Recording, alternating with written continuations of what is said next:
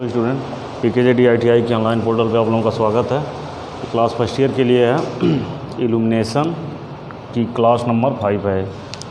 हम नेक्स्ट इसकी पिछली क्लास में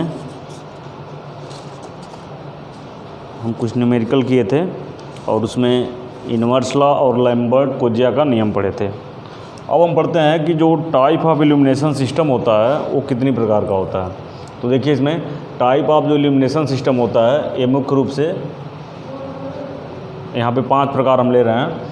तो पहला इसमें direct illumination system. Direct illumination system क्या होता है कि जो हमारी लाइट होती है वो पूरा भाग नीचे की ओर जाता है, यानी पूरी लाइट हमारी जो होती है 100% तो नहीं कर सकते, यानी 90% जो लाइट होती है वो क्या होती है, नीचे की ओर यानी फर्श की ओर जाती है। तो इसका डायग्राम आप लोगों को याद रखना है, क्योंकि एग्ज़ाम में कई बार कॉम्पिटिटिव एग्जामिनेशन में UPCL में JEE लेवल पे भी सवाल पूछा आ चुका है। इसमें ए सवाल डायरेक्ट पूछा आ चुका है, ए वाला क्वेश्चन पूछा आ चुका है, तभी इस पर आए हम। तो डायरेक्ट लाइटिंग होती है, इसका सिंबल पहली बात याद रखना है कि जो डायरेक्ट इल्यूमिनेशन मतलब सिस्टम होता है उसको इससे डिनोट किया जाता है। और इसमें जो प्रकाश होती है, इसकी जो लाइटिंग होती है, इसका 90% हिस्सा डायरेक्ट कहाँ पहुँच जाता है, फर्श पे पहुँच जाता है, और बाकी जो 10% प्रकाश रहता है वो चारों तरफ क्या होता है, फैलता है। और इसका जो इस्तेमाल हम घरों में या इंडस्ट्रियल एरिया में क्या करते हैं, मुख्य रूप से किया जाता है। दूसरा इसमें सेमी डायरेक्ट इल्यूमिनेशन सिस्टम। जो सेमी डायरेक्ट इल्यूमिनेशन सिस्टम है, तो देखो जैसे यहाँ डायरेक्ट था, इसमें सेमी का मतलब हाफ हो गया। तो हाफ का मतलब ये हो गया कि इसमें 60 से लेकर 90 तक, पूरा तो नहीं कर सकते, तो 60 से लेकर 90 तक जो मतलब परसेंट प्रकाश जो होता है वो फर्श की ओर जाता है, बाकी चारों तरफ क्या होता है, फैल जाता है।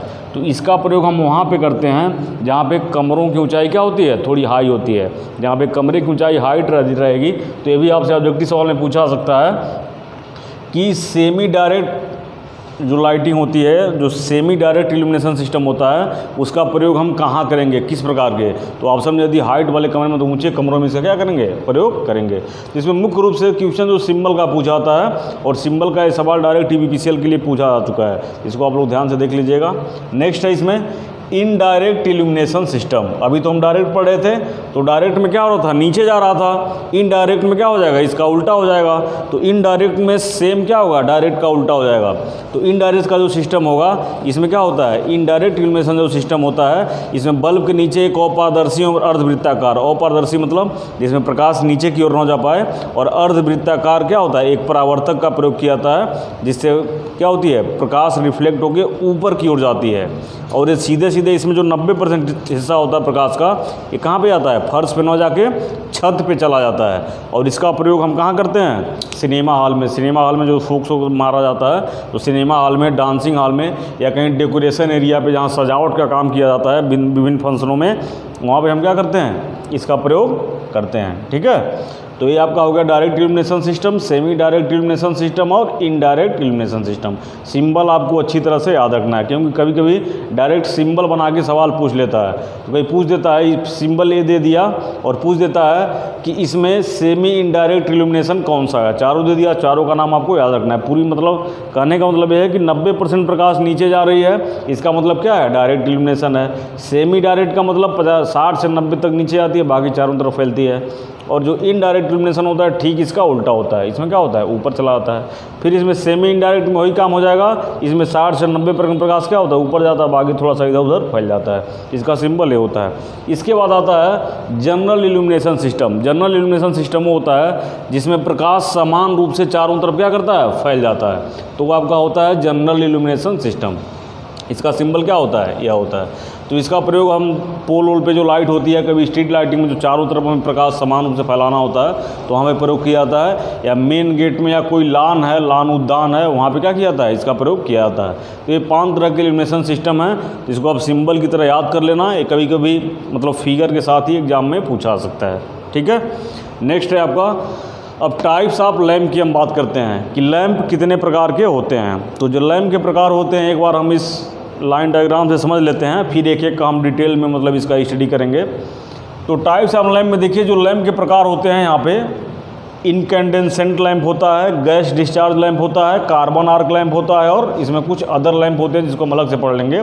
तो मुख्य रूप से लैम्प होते हैं कौन कौन, incandescent lamp, gas discharge lamp और कार्बन आर्क लैम्प। ठीक है, तो इनकैंडेसेंट लैंप जो होता है इसमें मुख्य रूप से दो तरह का होता है, एक कार्बन फिलामेंट लैंप होता है और एक मेटालिक फिलामेंट लैंप होता है। मतलब एक का जो फिलामेंट होता है वो कार्बन का बना होता है और नेक्स्ट का जो फिलामेंट होता है वो किसका बना होता है, मेटेलिक का, मतलब धातु का बना होता है, ठीक है।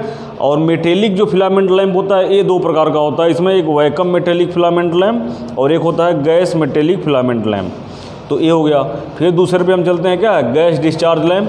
ये होता है सोडियम वेपर लैंप और एक mercury vapour lamp. Mercury vapour lamp में दो प्रकार हो गए, इसमें एक high pressure mercury vapour lamp होता है और एक आपका low pressure mercury vapour lamp होता है। ये तो कार्बन आर्क लैंप सिंगल, इसमें कुछ नहीं होता। अदर लैंप में चार तरह के लैंप हो जाते हैं। ये होता है हैलोजन लैंप, जिसके बारे में तुम लोग जानते होगे।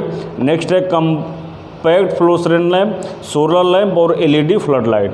तो एलईडी फ्लड लाइट जहाँ बहुत ज़्यादा, मतलब बहुत बड़े एरिया में प्रकाश को करना होता है, तो हैलोजन का ये बहुत बड़ा रूप है, तो इसको हम कहते हैं। तो अदर लैंप में आपका आ जाएगा halogen lamp, compact fluorescent lamp, solar lamp और एलईडी फ्लड लाइट। तो इसके बारे में हम क्या करेंगे, अब अलग अलग से एक एक टॉपिक उठाएंगे और मुख्य जो इसमें मतलब लैंप हैं उनके बारे में हम डायग्राम सहित क्या करेंगे, डिटेल में स्टडी हम क्या करेंगे। पढ़ रहे थे यहाँ पे इनकैंडेसेंट लैंप के बारे में एक एक हम पढ़ेंगे। देखिए जो इनकैंडेसेंट लैंप होता है, होता क्या है, तो इसमें आसान भाषा में समझ लें, एक ऐसा लैंप होता है जो हीट और लाइट दोनों को उत्पन्न करता है। मतलब यदि इसमें विद्युत धारा की सप्लाई देंगे हम, तो ये हीट के साथ साथ क्या करेगा, प्रकाश उत्पन्न करेगा। यानी उष्मा और प्रकाश क्या करता है, दोनों उत्पन्न करता है। तो इस चीज़ को आपको जान लेना है कि जो इनकैंडेसेंट लैंप होता है वो क्या करता है, वो हीट के साथ साथ प्रकाश क्या करता है, देता है। और ये दो प्रकार का होता है, कार्बन फिलामेंट लैंप और मेटालिक फिलामेंट लैंप। तो कार्बन फिलामेंट लैंप क्या होता है इसके बारे में हम पढ़ेंगे। तो इसका हम कंस्ट्रक्शन देख लेते हैं। तो देखो जो कार्बन फिलामेंट लैंप होता है, यह एक कांच के, मतलब इसको पात ही समझ सकते हैं, कांच में जो निष्क्रिय गैस भरी गई रहती है, अक्रिय गैस भरी गई रहती है, उसी में इस कार्बन के फिलामेंट को क्या किया जाता है, लगाया जाता है। और सप्लाई देने पे क्या करता है, हीट करता है। तो इसकी जो पूरी प्रक्रिया होती है, वर्किंग मेथड समझने से पहले इसका कंस्ट्रक्शन समझ लेते हैं। अब देखिए इसमें ये जो ऊपर होता है इसका, ये होता है क्या, कॉन्टैक्ट पॉइंट हो गया। इसके बाद इस पर एक कैप लगा होता है, कैप लगा होता है। कैप का एक पिन होता है, पिन जिस पे सेट होता है, अंदर देखेंगे खोल के, यहाँ पे दिखा देते हैं। देखो ये जो है पिन है। अब ये तो टंगस्टन वाला ये बल्ब नहीं है, एक्चुअली फिलामेंट तो टंगस्टन वाला ये बल्ब नहीं है, लेकिन यहाँ पे जो है आपका ये क्या है, देखो ये वाला जो हिस्सा है ये एक कॉन्टैक्ट पॉइंट है, ठीक है। कैप पिन देखो ये लगा हुआ है, दो निकला हुआ है ना, ये एक कैप पिन हो गया। और ये जो पूरा हिस्सा जो वाइट कलर का देख रहे हो एल्युमिनियम का है, ये क्या हो गया, कैप हो गया। इस कैप के बाद ये होता है आपका पूरा, ये जो हिस्सा है कांच का बना होता है, शीशे का बना होता है। और ये आपका कार्बन फिलामेंट है। इस कार्बन फिलामेंट को सपोर्ट देने के लिए एक स्टेम होता है जिसको स्तंभ कहते हैं, ये भी कांच का बना होता है और यहाँ से ज्वाइंट होता है। और इसको इससे जोड़ने के लिए यहाँ पे देखो ये टूटा हुआ फिलामेंट है, यहाँ पे ध्यान से देखेंगे बल्ब में, तो ये वाला जो हिस्सा होता है ये वाला, ये वायर का होता है, ये मतलब मेटेलिक वायर होता है। तो मेटेलिक वायर से जब हम जोड़ेंगे इसको, तो ये आपका क्या हो गया, पूरा कंस्ट्रक्शन हो गया, ठीक है। खासियत क्या होती है कि ये ग्लास बल्ब है, ये पूरा कवर क्या होता है, ग्लास, इसका कवर मतलब ये होता है ग्लास से। इसके बाद इसके अंदर जो गैस भरी जाती है वो क्या होती है, वो निष्क्रिय गैस होती है। इसके बाद इस जो कार्बन फिलामेंट है इसका रेजिस्टेंस क्या होता है, बहुत हाई होता है। और ये 2000 डिग्री सेंटीग्रेड क्या करता है, टेम्परेचर को क्या कर सकता है, सहन कर सकता है। तो वर्किंग मेथड क्या है कि सीधी सी बात है, जब यहाँ पे हम सप्लाई को, इसको हम क्या करेंगे, जब इसको सप्लाई से जोड़ेंगे तो इस कंडीशन में क्या होगा, विद्युत धारा प्रवाहित होगी। विद्युत धारा के प्रवाह से क्या होगा, इसमें रेजिस्टेंस क्या है, रेजिस्टेंस इसका बहुत ज़्यादा है। तो हाई रेजिस्टेंस होने के नाते से क्या करेगा, धारा का विरोध करेगा। तो इसमें जो हीट होगा, हीट जो होगा H बराबर I²RT, यानी इसी फार्मूले से हीट इफेक्ट क्या होगा, ये हीट होगा, हीट होके क्या होगा, गर्म होगा। और गर्म होने के बाद चमकता है, और वही चमकने के बाद क्या करता है, प्रकाश देता है, ठीक है। तो ये इसकी पूरी प्रक्रिया है, इसीलिए इसको कहा जाता है ऊष्मा तथा प्रकाश क्या करता है, दोनों देता है। तो ये प्रक्रिया हो गई।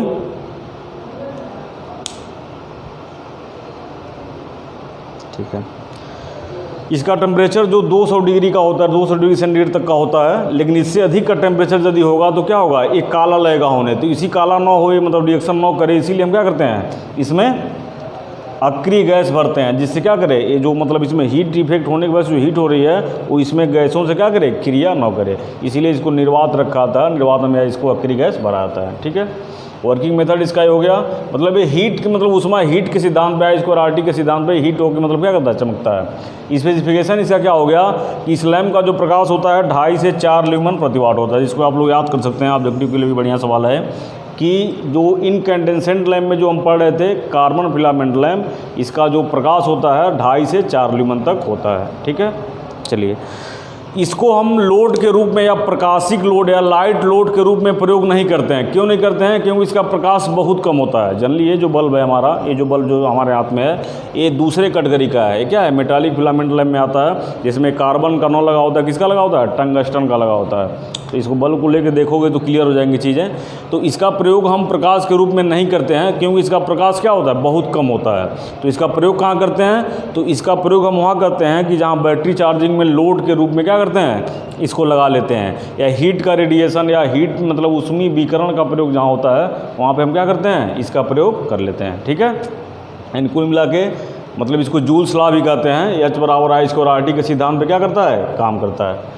यूज इसका हो गया। इसके बाद एडवांटेज। एडवांटेज क्या होता है इसका? इसका एडवांटेज ये है कि इस लैम्प को लगाना क्या होता है, बहुत आसान होता है, और इसकी कास्ट भी क्या होती है, इंस्टॉलेशन कास्ट जो होती है वो क्या होती है, बहुत सस्ती होती है। हानि क्या है कि ये बल्ब जैसे देखोगे अभी जैसे LED आई हुई है, तो इस 10 रुपये का बल्ब आता है, उसकी तुलना में क्या हो, काफ़ी समय चल रही है, तो इसकी जो लाइफ होती है, इसके डिसएडवांटेज हैं कि इसकी लाइफ क्या होती है, बहुत कम होती है। इसकी कोई गारंटी नहीं है कि कब क्या हो जाएगा, ये फ्यूज़ हो जाएगा, तो इसकी गारंटी नहीं होती है। और एक हानि और है कि इसका प्रयोग हम इसलिए भी नहीं करते हैं क्योंकि ये क्या करता है, बहुत कम मात्रा में प्रकाश देता है। ठीक है, चलिए हम पढ़ रहे थे इनकैंडेसेंट लैम्प के बारे में। तो इनकैंडेसेंट लैम्प जो होता है 2 तरह का होता है, एक कार्बन फिलामेंट लैम्प होता है, मेटेलिक फिलामेंट लैम्प होता है। तो कार्बन फिलामेंट लैम्प के बारे में हम क्या कर चुके हैं, पढ़ चुके हैं। अब जो मेटेलिक फिलामेंट लैम्प होता है, ये 2 तरह का होता है, एक वैक्यूम मेटेलिक फिलामेंट लैम्प और एक गैस मेटेलिक फिलामेंट लैम्प। तो इन दोनों को हम अलग अलग पढ़ेंगे। तो यहाँ पे हम पढ़ते हैं, जैसे यहाँ पे इनकैंडेसेंट लैम्प 2 तरह का होता है, कार्बन फिलामेंट लैम्प हम पढ़ चुके हैं, मेटेलिक फिलामेंट लैम्प इसको हम पढ़ेंगे, ये 2 तरह का होता है, एक वैक्यूम मेटेलिक फिलामेंट लैम्प और एक गैस मेटेलिक। तो वैक्यूम का मतलब क्या होता है, ऐसा मतलब लैम्प जो क्या होता है, उसके अंदर जो गैस होती है वो निर्वात होती है, और एक जो होता है उसके अंदर कोई गैस हम क्या करते हैं, फीड करते हैं। तो यहाँ पे हम पढ़ेंगे वैक्यूम मेटेलिक फिलामेंट लैम्प। तो सबसे पहले इसका कंस्ट्रक्शन देख लेते हैं। तो कंस्ट्रक्शन में क्या हो जाएगा, सेम वैसे ही होता है। तो एक कॉन्टैक्ट पॉइंट हो गया, अब एक बिट्राइट इंसुलेशन यहाँ पे किया जाता है, इंसुलेशन किया जाता है। इसके बाद जो होता है यहाँ पे जो ट्यूब लगी हुई है ग्लास की, एक इसमें से एग्जॉस्ट ट्यूब होती है, और ये जो होता है यहाँ पे कापर की लीड लगी होती है, और उसी लीड के थ्रू क्या होता है, इस टंगस्टन को सप्लाई जाती है। तो ये जो टंगस्टन फिलामेंट, वहाँ पे जो कापर फिलामेंट लगा रहता है, यहाँ पे क्या लगा रहेगा, टंगस्टन फिलामेंट होगा। ये पूरा गैस बल्ब हो गया, और इसको सपोर्ट देने के लिए यहाँ पे सपोर्ट वायर हो गया। और यहाँ पे हम दिखा देते हैं आप लोगों को, ये वाला इसमें देखोगे तो ये जो इसके अंदर जो फिलामेंट यहाँ पे लगा हुआ है, ये क्या है, ये जो फिलामेंट लगा हुआ है टंगस्टन का होगा। और ऊपर इस ग्लास में देखोगे तो एक कापर का देखो तार इसमें देखना, इस बल्ब को लेके। तो यहाँ पे जो तार ऊपर से यहाँ पे आई हुई है, इसमें देखो ये कापर का लेड लगा हुआ है, और ये स्टड इसमें गोल सा शीशे की तरह लगा हुआ है, इसको हम स्टड कहते हैं। और इसको टंगस्टन को सपोर्ट देने के लिए यहाँ पे क्या होता है, एक सपोर्ट वायर लगाया गया रहता है। ठीक है, तो ये आपका कंस्ट्रक्शन हो गया। ये काम कैसे करता है, तो काम तो इसमें सेम वही कि हीट और लाइट के सिद्धांत पे काम करता है। मतलब H बराबर I स्क्वायर RT हम यदि बात करें यहाँ पे, तो ये H बराबर I स्क्वायर RT मतलब जूल के रूल्स पे ही काम करता है, क्योंकि हीट होगा और हीट होके क्या करता है, चमकता है। तो इसमें जो टंगस्टन का इसमें सबसे इम्पॉर्टेंट रोल होता है। जो टंगस्टन का जो गलनांक होता है टंगस्टन का, वो 3400 डिग्री सेंटीग्रेड के लगभग होता है। लेकिन फिर भी हम जो इसका बल्ब होता है उसका टेम्परेचर हम 2000 डिग्री सेंटीग्रेड से अधिक पे नहीं करते हैं। क्यों नहीं करते हैं, क्योंकि जब 2000 डिग्री सेंटीग्रेड से अधिक पे करेंगे तो ये जो टंगस्टन होता है वो क्या होता है, वाष्पित होने लगता है। तो भले इसका गलनांक 3400 डिग्री सेंटीग्रेड है, लेकिन इसको 2000 डिग्री सेंटीग्रेड से अधिक पे हम क्या करेंगे, नहीं करेंगे। तो जब हीट करते हैं तो हीट से क्या करता है, ये हीट हो जाता है, इसका रेजिस्टेंस क्या होता है, अधिक होता है। तो रेजिस्टेंस अधिक होने से क्या होगा, यहाँ पे हीट अधिक उत्पन्न होगी, और अधिक हीट उत्पन्न होने से क्या करेगा, चमकता है, और चमक के क्या करता है, प्रकाश को देता है। ठीक है, इसकी स्पेसिफिकेशन क्या होती है, ये 8 से 10 ल्यूमेन क्या करता है, 8 से 10 ल्यूमेन प्रति वाट का होता है, ठीक है। और इसकी जो चलने की क्षमता होती है ये 750 से 850 आवर की होती है, और ये 25 वोल्ट से लेकर 250 वोल्ट तक क्या किया जाता है, डिज़ाइन किया जाता है। क्लियर। चलिए एक चीज़ और इसमें आती है जो एग्जाम में कई बार पूछा भी गया है कि टंगस्टन का टेम्परेचर कोफिशिएंट और स्पेसिफिक रेजिस्टेंस, मतलब ये प्रतिरोध ताप गुणांक है और ये विशिष्ट प्रतिरोध है, तो इसको रट लेना है आपको। जो टेम्परेचर कोफिशिएंट है ये 0.0051 होता है, और जो स्पेसिफिक रेजिस्टेंस होता है कितना होता है, ये 60 माइक्रो ओम होता है। तो ये दोनों चीज़ें पेपर में डायरेक्ट पूछी जा सकती हैं। टंगस्टन क्या होता है, पूछा जा सकता है कि टंगस्टन किस बल्ब की श्रेणी में आता है, तो मेटेलिक फिलामेंट लैम्प में जो बैकम मेटालिक फिलामेंट लैम्प होता है उसमें क्या करता है, इसके टंगस्टन लैम्प का हम प्रयोग करते हैं। जो जनरली हम बल्ब का प्रयोग करते हैं यही वाला है। तो इसका जो टेम्परेचर कोफिशिएंट क्या होता है 0.0051, और जो स्पेसिफिक रेजिस्टेंस होता है वो क्या होता है 60 माइक्रो ओम के क्या होता है बराबर होता है। तो इस चीज़ को आप लोगों को ध्यान देना है। अब इसके लाभ और हानि क्या हैं इस चीज़ को हम थोड़ा सा देख लेते हैं। और इसका प्रयोग जो होता है, जो घरेलू बल्ब हम प्रयोग कर रहे हैं जो होता है, और सजावट के कार्य में भी हम क्या करते हैं, इसका प्रयोग करते हैं। एडवांटेज और डिसएडवांटेज क्या हैं, तो एडवांटेज इसके जो हैं कि यह बहुत बड़े एरिया को क्या करेगा, ये बहुत अधिक लंबा चौड़ा एरिया रहेगा तो उसको क्या करेगा, ये प्रकाशित नहीं कर पाएगा, ये इसकी हानि में हो जाएगा, ठीक है। तो इसका प्रयोग हम छोटे क्षेत्र में करते हैं, बड़ा क्षेत्र रहेगा तो क्या होगा, वहाँ पे प्रयोग नहीं होगा। इसकी प्रारंभिक लागत क्या होती है, कम होती है, सस्ता होता है, और इसको आसानी से कहीं भी क्या किया जा सकता है, लगाया जा सकता है।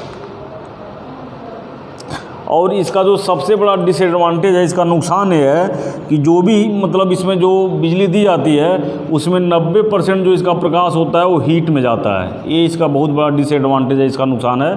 और 10% भाग ही किस में जाता है, लाइट में जाता है।